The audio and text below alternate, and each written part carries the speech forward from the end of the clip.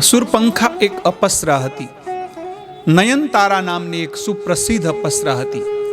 એમની ગણના ઉર્વશી, રંભા, મેનકા અને યુજીકલ્થા જેવી મુખ્ય જે અપસરાઓ હોય એમાં એમની ગણના થતી હતી. એકવાર ઇન્દ્રના દરબારમાં અપસરાઓનું નૃત્ય થઈ રહ્યું હતું.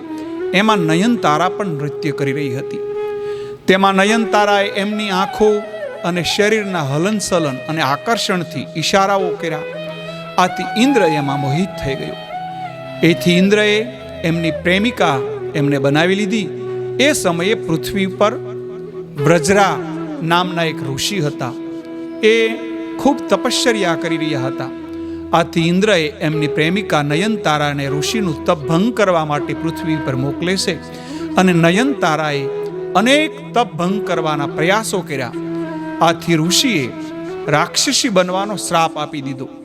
અને નયનતારાએ ક્ષમા માગી, ખૂબ યાચના કરી.